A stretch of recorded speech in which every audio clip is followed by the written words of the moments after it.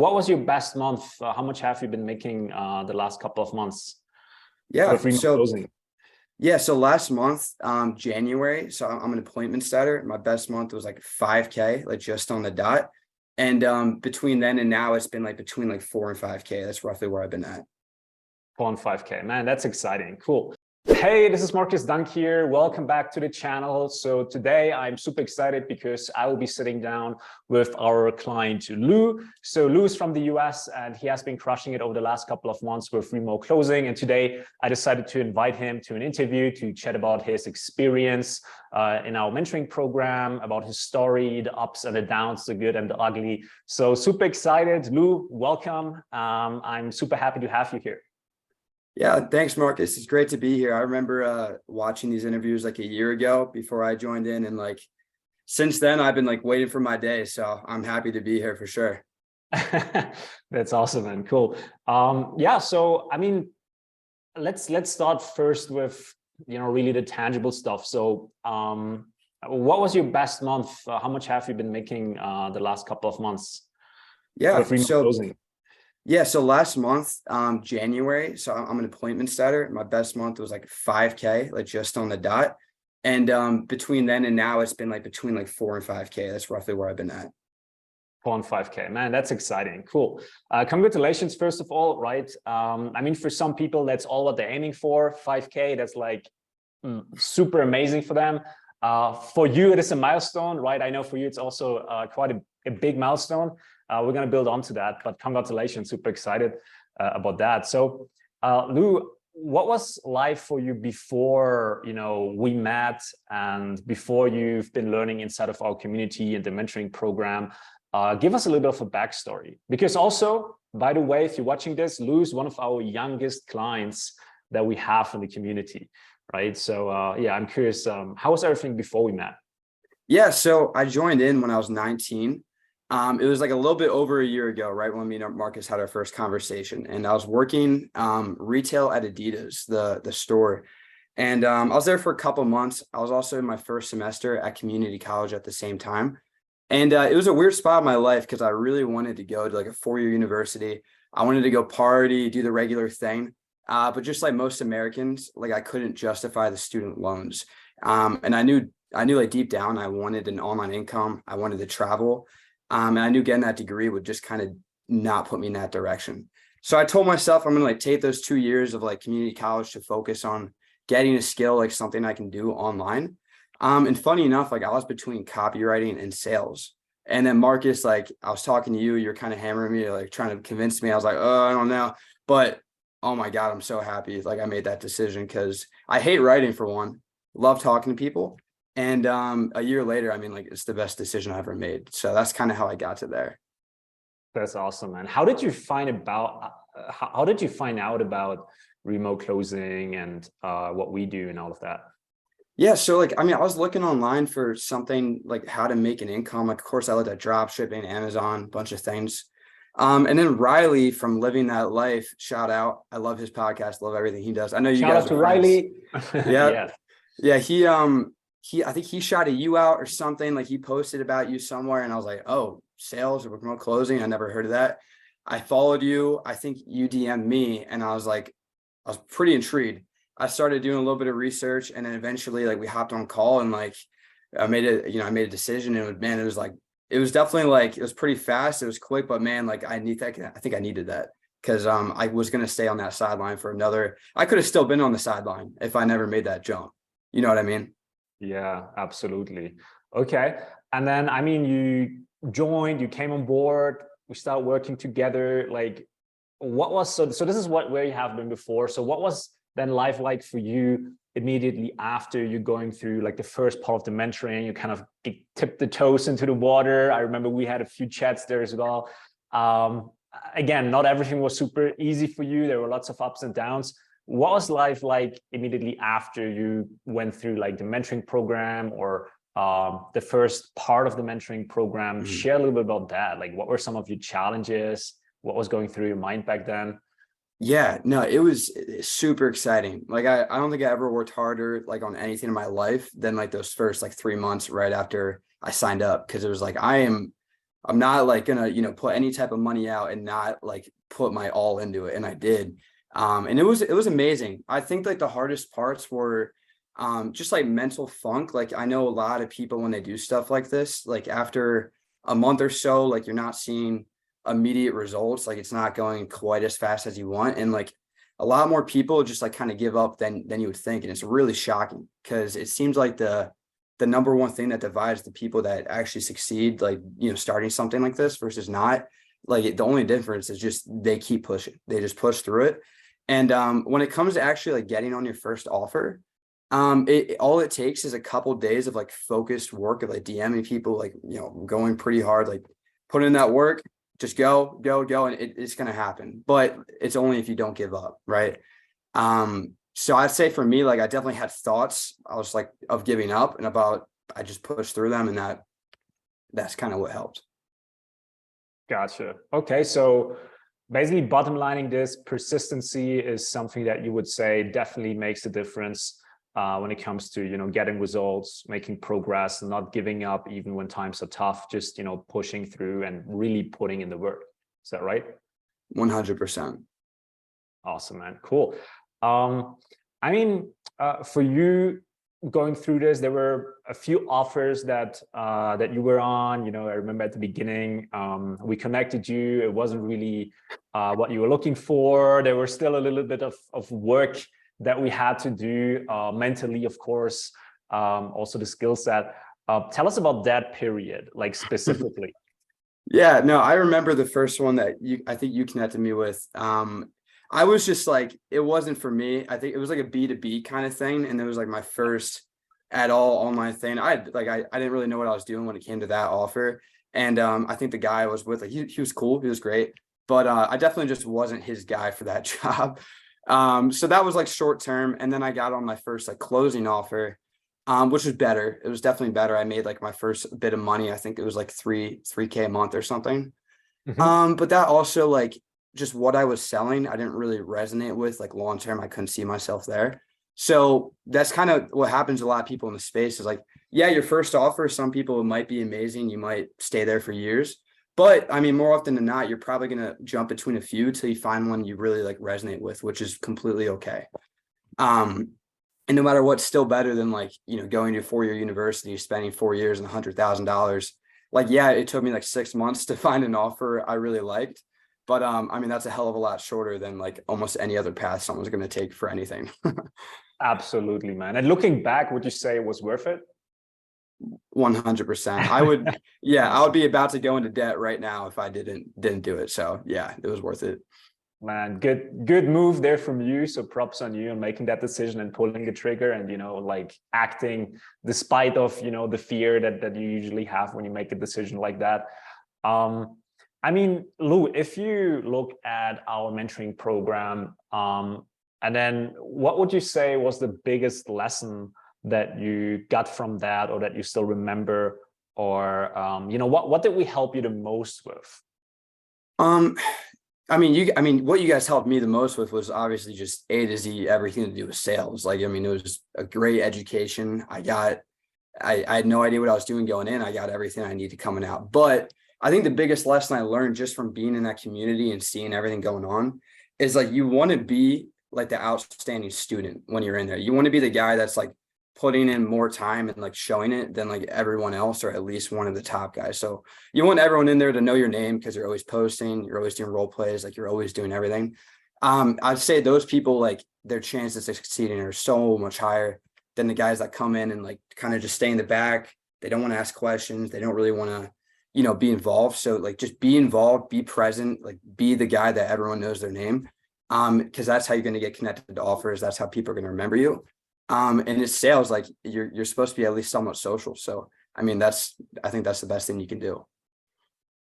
Great. That's awesome, man. Cool. Perfect. Nothing to add there. I think you're absolutely right with what you said, being engaged. It's often like this, and correct me if I'm wrong, but it's really the more you put into something. So if you join a higher level group of other entrepreneurs or people who want to change their life, the more you put in, the more you add in terms of value, and the more you engage, the more you actually going to get out, right? And this is where a lot of people get it completely wrong. And like you said, if you stay just in the background, you don't really meet the people. And sometimes it's just like one connection, one contact, and then in a couple of weeks or months down the road, this specific contact that you met just hooks you up, the connection is there, and everything can change, right?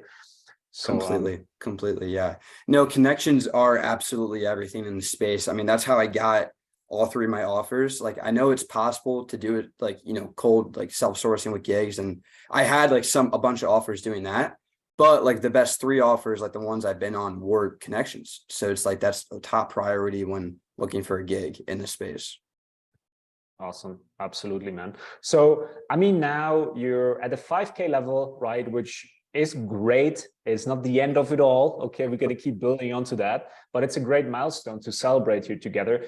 What would you say? I mean, you're how old are you now? 20? Yep. So you're 20 now, making 5K a month. What does your family say about like your progress and, you know, the success that you have right now, and you just taking care of yourself and paying the bills and all of that? Yeah, I gotta say, with my parents, I mean, the money talks. Like, I think a lot of parents, like, you can't blame them when it's anything's online, they're going to be suspect about what's going on. So like, you know, I was telling them, I told them, like, they knew all the names of everyone I was communicating with, but I was like, it's going to happen. And they're like, okay, we believe you, but let's see it happen. And then when I finally, like, you know, had the big checks coming in, like, I was making $1,300 a month at Adidas. So I'm like at like 4.5 times that now. The money talks, right? And like, for me, like, I mean, it's been awesome. Like, I love all my friends, I love everyone around me, but you know, they're all still in college, like going into debt, and now I'm starting to build, and I know, you know, 1 year in, I'm at the 5K months. Like, give me another year, I plan on being like by 10 15K, like around there. By 21 years old, I mean, like, that's ridiculous. So You're going to be crushing it. You're going to be crushing it for sure. And that's like the thing about college, man. I'm so glad that you made that decision to just, you know, get, I don't want to call it like street smart, but that you really just go out in the school of hard knocks and just, you know, get help from someone who's where you want to be. And you're literally turning your life around within 1 year, compared to if you go to college, again, you fork out this huge amount of money, you put yourself in debt, and then it's like 3-4 years that you're going to be studying. So, and then, you know, the job that you do, there's a cap to your income, right? There's a cap to your income. So college, for me, it's such a scam, man. And it's not just the money that they're going to charge. It's also the time. They rob you of your sweetest years that you're in right now, where you can enjoy it with good money. You're making good money. You can go out there. You can just, you know, live up to the highest version of yourself. Keep investing in yourself, right? So I'm just beyond grateful that you made that right move in that aspect, man. No, me too. Yeah, no, not having that debt over my head is like an amazing feeling. And like, even if you did go to college, like let's say you're a little bit farther than me, like you did go to college, like, it's not the end of the world at all when it comes to doing something like this. Like, it's gonna, like, let's say you're making like 5-10K a month, like, you just put a lot of that towards the debt, you get past that, and it's not a big deal. If you are around my age, like, I mean, it was the best decision I ever made, like doing something that, unless you want to be a doctor, a lawyer, like everyone always says the same stuff, right? Like, some stuff needs it. A lot doesn't, though. A lot doesn't. So being creative, like trying to pave your own path, that really can pay off. And if you asked me a year ago, like, could I see myself here?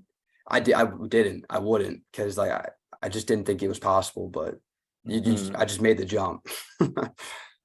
That's great. Yeah, I mean, like you said, it always depends on where you at, if you're already some years into college or whatnot. I remember right now, we also had a few students who were in college and they didn't quit college. They did it next to studying, and they just used college kind of as an excuse for their parents so they don't bother them, right? And they kind of live at home and they get taken care of, you know, and they don't have to worry about cooking or housing, anything like that. At the same time, you know, they grinding, they're hustling for remote closing to kind of get this off the ground. So they're using it more as an excuse next to it, just to, you know, get good enough grades that the parents not kicking them out almost, you know what I mean? So that's another way how you could approach it, if you're kind of in that age. But you know, if you can drop out, like it's not gonna serve you if you don't want to be like a lawyer or a doctor or something like that, like you said, right? Yeah. So what is your what does your day-to-day life look like right now? Yeah. I mean, you just came back from a trip to Mexico. I'm in Mexico right now, so it was a shame that we couldn't meet up, but you were like a different location than me. Mhm. But like, what does your day-to-day life look like right now? Yeah, so I'm an appointment setter, so I'm not sure like who's watching if they know the exact difference. But like I don't have the calls like directly scheduled on my calendar, so I kind of choose exactly when I do those calls. But I would say like day to day, like 5 days Why a don't you week. explain first, real quick, the difference between the closing and then appointment setting, so people don't get confused about that. Yeah. So appointment setters, they basically set appointments directly for the closers. So I might have a list of like, people that opted into an ad for whatever company I'm working for. They like gave us our phone number, they gave us the email, like, and let's say someone did that like an hour ago. As a setter, I'm going to take their phone number and I'm going to shoot them a call. So it's not really cold calling because the people you're talking to just saw something from you like an hour ago. So they know exactly what you're talking about. And I call like, I don't know, maybe like 50-ish people a day. I set up between like 3 and 6 or more appointments for the closers, and then they close the deal. So that's kind of like the gist of it. And generally, like appointment setters, you'll make some type of base pay. So my base pay is like $1,500 a month. And then everything past that's commissions, which is 5% of the offer. And that might change like between company and company for every company. But like generally, it's an amazing stepping stone into being a closer later on. Or some people just in general like setting more. So like it's a good way to get in the space too. Yeah, so it's kind of an entry level position where the business owner is like, hey, first I want you to do this, and then we can talk about you transitioning into becoming like having a closing position where the leads basically just get booked into your calendar, right? Exactly. Yep. Okay, cool, perfect. Yeah, just want to clarify that for anyone who might gonna be confused about the terminology. But yeah, so you call a couple of numbers per day. Like, how much do you work? What else do you do? Like, do you work like full time? Is it part time? Like, what does Yeah. your So day-to-day life look like? it's considered part-time work, but like you're never clocking in and out, which like if you're really bad with time management, like that's a bad thing. But like, I mean, if you're relatively good at time management, it's a great thing. Cause like I wake up, kind of do whatever I want. I just try to start dials around like 11, 10 a.m. ish. And I never really go past like 4 or 5 p.m. And if I have to one day, because I have to, it's not a big deal. But generally, like I pick when I do it. If I want to go to the gym in the middle of the day, I can. No one's going to stop me. If I want to go after, no one's going to stop me. So it's generally that, the gym, and seeing my girlfriend. So I'm still kind of in the grind mode. That's pretty much what's going on right now. But like once I'm a closer, like it's gonna look a little bit more scheduled out because you have a lot of flexibility as a setter. Sweet, awesome. Yeah, and then of course you also are location dependent, so you could theoretically work from anywhere, right? Did you take some calls when you were in Mexico, or did you just take completely off? No, so that's why I got in the whole space in the first place, is to travel while like working. And I did plan on it going to Mexico, but it was like my first international trip, and there was such a difference and everything going on. So there's too much going on. I didn't take any calls, but I learned so much that like from now on, I'm definitely going to be like working while traveling. And it was 10 days, but like I can't wait. Like I'm anticipating this year to actually like make a move somewhere full time, like whether it's out of the country or not, I don't know. But in the next 5 years, I will for sure be traveling internationally while working. So I'm ecstatic to do that. Absolutely. Why not? You're free now, right? You can move, work from anywhere. On that point, like, what do you feel like your life will look like, let's say 3 years from now down the road, as a result of you learning remote closing in general, and then also the experience that you had inside of our mentoring program? Yeah. So 3 years, like, I mean, honestly, it's pretty clear. I imagine to be if like in a closing position or maybe even higher, because Marcus, no, I'm sure you know, like as you get into space, like you will become a closer, but like as if you're the best closer on the team, there's a high chance you're going to be able to move up in like a managerial position, like over the sales team, which then that's even more money. So if you're making 15K as a closer, you move up in that, you might be looking at like 30, 40, 50K a month and that role. And then you can even go past that. And that, like, there's a lot of ways to move up. And I can't even imagine a couple of years down the line. Like I'm hoping to move up to a closing role like within a year. and then maybe up another roll or two in like 2 or 3 years. So I imagine to be making a lot more money doing that. And then of course to be international, whether that's like Bali, Thailand, Mexico, those are kind of the three spots I want to explore a lot more. So we're gonna meet in Bali, Thailand, or Mexico, hopefully very, very soon, man. Yes, And that's the plan. I truly do, Lou. I truly, because I know you, I truly believe you get into that closing position and doubling your income in less than a year. Because the thing is this: once you get traction, the traction that you have right now, you're already more here than there. Right? So the growth is very, very exponential, and you're going to be seeing that because you're just going to learn more, you're going to earn more that you can reinvest into your education when it comes to closing sales. So it's all like you're already in that upward spiral, right? We're having this chat here right now, the interview. So I'm pretty sure, and we're going to see, okay, we're going to see, but I'm pretty sure you're going to get there a lot sooner than 1 year from now. Yeah. The hardest stuff is already behind you, right? The hardest stuff is already behind you. I believe it. I believe it. I'm excited. I really am. So there might be a lot of people watching right now who find themselves in a similar situation like you when you just got started, college, not college, what should I do? Or maybe already past that and they're just considering, looking into doing something like remote closing. What would you say to someone who might not is 100% sure about our mentoring program? They may be considering joining, but they don't know. There's this feeling that they have, a little bit of insecurity, a little bit of fear. What would you tell someone like that? What would you tell you right now if you could go back in time and talk with yourself? Yeah, I mean, like when it comes to anyone having those thoughts in general, like, I mean, for number one, like it's completely understandable why you would feel like that. Like when you're considering making a big jump like that in life, like it's like you have a comfort bubble and like staying in the comfort bubble is comfortable. But like when you take a big jump, that's taking you out here, right? And it's scary. But like that's the only way you're ever going to grow in life. And if you're like taking a look at where you are right now, like I know for me, I kind of call that being like on the sideline. And I was on the sideline for at least like 2 years before I jumped into closing. And if you don't ever really make a jump, like you're dipping your toe in here, there, and you're kind of scared and running away, like it really could last. I don't know how long it could last, but it could last a very long time. So it gets to a point where you kind of got to talk to yourself and ask, like, am I okay with being here like for any longer than I am now?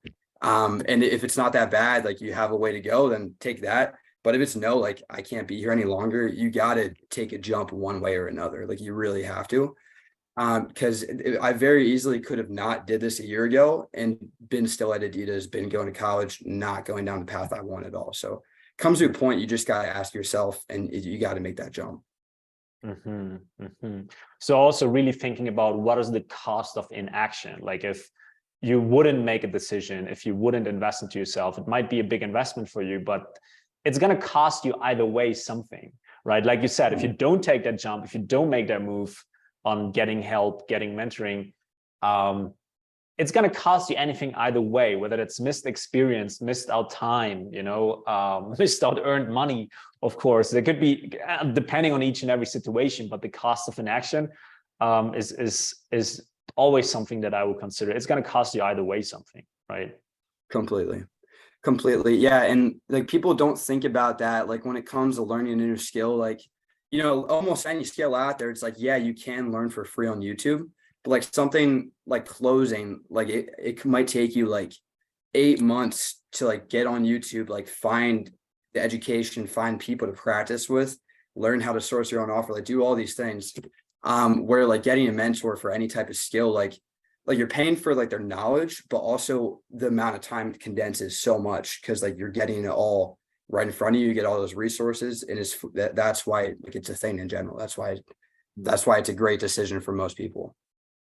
Absolutely. And access, of course, right? So it's not just only the content, it's the community that we have with other people who heavily invested and they put leverage and commitment on themselves on, hey, I want to make this work. And they join this higher level community where, of course, you also make connections there. You get opportunities out of it. So it's kind of coming full circle, right? So awesome. Hey, Lou, is there anything else that you like to mention here before we wrapping things up? Something else that you want to share? Yeah. One thing that like kind of stuck with me when it comes to like making any decision like that, or really just building wealth in general, you should always like, if you're not where you want to be financially, there's a huge chance you should probably be investing in yourself rather than like external investments.